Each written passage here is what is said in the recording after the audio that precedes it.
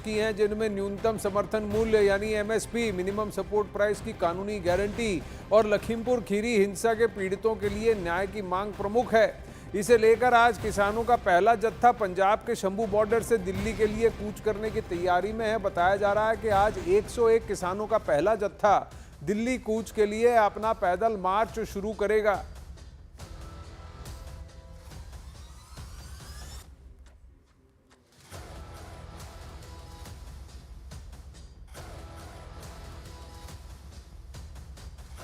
ये वो तस्वीरें हैं, आपको दिखा दें, जहां पर पंजाब से सिंघू बॉर्डर पर, वहां पर आप देख सकते हैं शंभू बॉर्डर पर, जहां पूरी तरह से जाम करके इसको ब्लॉकेड किया गया था और कहा गया था कि आप इससे आगे नहीं बढ़ सकते। वहां किसानों का जमावड़ा है। इनमें से 101 किसानों का पहला जत्था आज जाएगा और इनसे कहा गया है कि आपको अगर जाना है तो पैदल जाना है, दिल्ली अगर मार्च करना है पैदल जाना है, और कोई भी law and order situation create नहीं करना है। हाथ में आप झंडे लेकर चल सकते हैं, लेकिन उसके अलावा आपके पास और कोई सामग्री नहीं होनी चाहिए। कई सारी ऐसी शर्तें हैं जहां पर कोर्ट ने इन्हें इस बात की इजाज़त दी है कि वो जंतर मंतर तक जा सकें। शंभू बॉर्डर पर कहा जा रहा है कि वहां पर भीड़ आंदोलनकारियों की गहरा रही है, लेकिन सिर्फ 101 किसानों का ये जत्था इन्हें जाने दिया जाएगा। वहीं ग्रेटर नोएडा में भी किसानों का प्रदर्शन है। यहां से किसान कूच करने के लिए कोशिश कर रहे थे उत्तर प्रदेश से, लेकिन उन्हें वहां रोक दिया गया है, डिटेन कर दिया गया है और उन्हें आगे बढ़ने नहीं दिया गया। इनको ग्रेटर नोएडा पे ही रोक दिया गया है। महामाया फ्लाईओवर या नोएडा तक भी नहीं आने दिया गया है, ग्रेटर नोएडा में ही इनको रोक दिया गया है। वहाँ हंगामा, पुलिस का डिटेंशन, नारेबाजी करते हुए कुछ आंदोलनकारी, जिनको कि अब डिटेन करके बसों में बिठाकर वहां से हटा दिया गया है। वहीं शंभू बॉर्डर पर आंदोलनकारियों के बैरिकेड गिराने की खबर सामने आ रही है कि वहां पर कुछ हंगामा हुआ है। पुलिस द्वारा लगाए गए बैरिकेड्स को गिराने की कोशिश की गई है। बढ़ रहे हैं और क्योंकि अब जो है बाकायदा तौर पर जाली जो है वो लगी हुई है और जाली को आगे उसको तोड़ना बेहद मुश्किल है। और क्योंकि अब आमने सामने, अब कोई डिस्टेंस नहीं है हरियाणा पुलिस और किसानों के बीच में या पैरामिलिट्री फोर्स और किसानों के बीच में, तो ऐसे में इस बैरिकेड को कैसे तोड़ पाएंगे। और सिर्फ यही नहीं है, मैं अजय को कहूंगा कि तस्वीर पीछे तक दिखाएं आपको।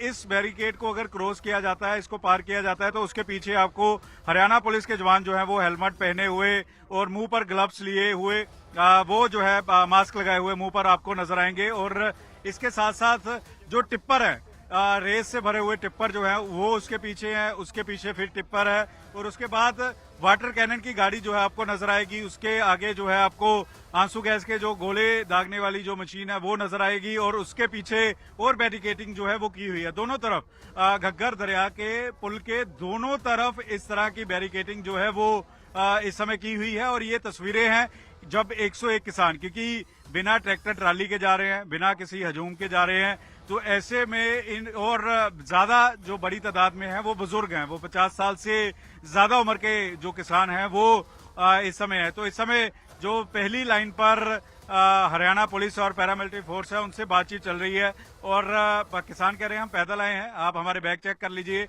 और दूसरी तरफ जो फोर्स है वो कह रही है कि क्योंकि वो कह रही है कि 5 से ज्यादा लोग आगे नहीं जा सकते। तो इस तरह का इस समय माहौल जो है वो बना हुआ है। जी गौरव। शंकर आनंद इस वक्त डिटेल्स के साथ हमारे साथ जुड़ रहे हैं। पंकज कपाई की ग्राउंड रिपोर्ट हमने देखी कि किस तरह से हरियाणा पुलिस का बंदोबस्त काफी सख्त है। शंकर, आप बताइए कि इनको कहां तक जाने दिया जाएगा। पीछे उस तरफ शंभू बॉर्डर पर काफी सारे आंदोलनकारियों का जमावड़ा है, लेकिन सिर्फ 101 किसानों का जत्था आज दिल्ली की तरफ पैदल जा सकता है। देखिए आनंद, इस वक्त में मैं शंभू बॉर्डर के पास में ही हूँ और ठीक हम यहाँ पीछे आप देख सकते हैं बैरिकेड्स है। और जैसे ही शंभू बॉर्डर के बाद वो अगर वो आते हैं तो उसके बाद इसी बैरिकेड्स पे आना होगा। जो फासला है वो फासला तकरीबन यहाँ से 300 से 400 मीटर का फासला है। और यहाँ ठीक पीछे आप जो देख रहे हैं, जो फ्लाईओवर दिख रहा होगा, ठीक उसके नीचे वो तमाम जो विरोध प्रदर्शन का जो सारी चीज़ें जो कवायद है वो यहाँ पे चल रही हैं। और यहाँ से तकरीबन 300 मीटर का फासला है। और यहाँ पर इस बैरिकेड्स यहाँ पे देखा जा सकता है कि यहाँ पर अगला जो बैरिकेड्स है वो यहाँ पे देखा जा सकता है कि ये बैरिकेड्स जो है ये यहाँ पे देखा जा सकता है। और उसके बाद यहाँ पे हरियाणा पुलिस के साथ साथ जो पैरामिलिट्री फोर्सेस की जो जवान हैं वो यहाँ पे बाकायदा तैनात हैं। और यहाँ पर अगर वो यहाँ आगे बढ़ते हैं तो उसके बाद उसे यहाँ रोका जाएगा और उसके बाद ये पूरा रूट देखा जा सकता है। इस पूरे रूट को देखा जा सकता है कि इस रूट पे पूरा खाली करा लिया गया है। यहाँ पर किसी को भी आगे जाने की इजाज़त नहीं दी गई है। और यहाँ पर हरियाणा पुलिस के द्वारा यहाँ पे काफ़ी जो बंदोबस्त जो है वो यहाँ पे किया गया है। तो एक तरह से ज़रूर वो किसान चाहते हैं कि तकरीबन 100 की संख्या में वो आगे जाएं, लेकिन उनको आगे जाने की इजाज़त नहीं होगी। और इस मामले पर हालांकि जो बातचीत का जो दौर है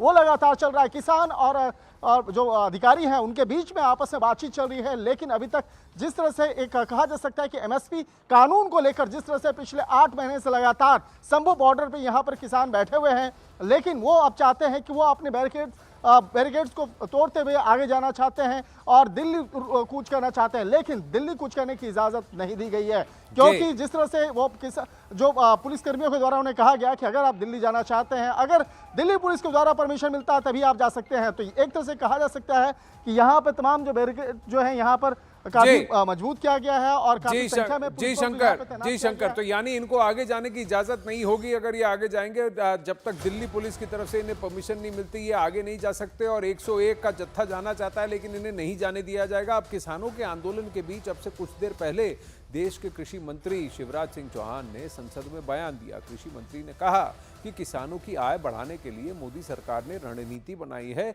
देश में कई फसलें अभी भी एमएसपी के ऊपर बिक रही हैं। बजट आवंटन में अभूतपूर्व वृद्धि हुई है।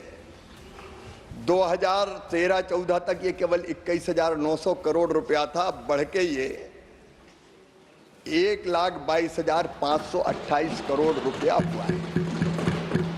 माननीय सभापति महोदय, किसानों की आय बढ़ाने के लिए 6 सूत्रीय रणनीति सरकार की है। आप जानते हैं किसान क्रेडिट कार्ड के माध्यम से कम ब्याज की दरों पर उसको ऋण देने का सवाल हो, उत्पादन का ठीक दाम देने के लिए हमारे विद्वान मित्र बता रहे थे, एमएसपी की चर्चा कर रहे थे। मैं निवेदन करना चाहूँगा माननीय सभापति महोदय, एमएसपी तब देते हैं जब एमएसपी की जो दरें होती उससे नीची दरों पर अनाज या बाकी उत्पादन बिकता है। अब कई फसलें ऐसी है जो अभी भी एमएसपी के ऊपर बिक रही है, उन पर एमएसपी देने की जरूरत नहीं पड़ती। तो एमएसपी उन फसलों पर नहीं दी जाएगी जो अभी भी अपने बेस प्राइस से ऊपर बिक रही है, लेकिन बाकी का हम किसानों का ख्याल रख रहे हैं। शिवराज सिंह चौहान ने जब ये अपने भाषण में कहा और अपना भाषण समाप्त किया तो सभापति जगदीप धनखड़, जिन्होंने कुछ ही दिन पहले 2 दिन पहले ही उनको फटकार लगाई थी, पूछा था कि आप किसानों के लिए क्या कर रहे हैं, मेरे किसानों के लिए आप क्या कर रहे हैं और उनके समस्या का समाधान आप ढूंढ रहे हैं कि नहीं। तो उन्होंने शिवराज सिंह चौहान को लेकर कहा कि जिस आदमी की पहचान देश में लाडले के नाम से थी, अब वह किसानों का भी लाडला होगा और इसे लेकर मैं पूरी तरह से आश्वस्त हूं कि शिवराज सिंह चौहान ये करके दिखाएंगे। उनकी क्या राय है एमएसपी को लेकर जो उस संवैधानिक पदाधिकारी ने एमएसपी को लेकर उसके पहले मैं बता दूं, माननीय मंत्री जी मेरे साथ थे, जाते समय भी थे, आते समय भी थे, और मैंने माननीय मंत्री जी के कहा और मैं आश्वस्त हुआ कि जिस आदमी की पहचान देश में लाडले के नाम से थी, अब वो किसान का लाडला होगा। और मैं पूरी तरह आशावान हूं और ऊर्जावान मंत्री अपने नाम के अनुरूप शिवराज ये कर दिखाएंगे।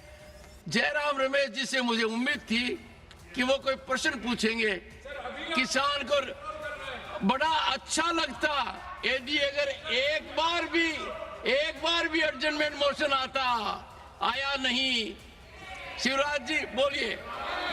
माननीय सभापति महोदय, और आज मैंने आपका नामांकन कर दिया किसान के लाडले।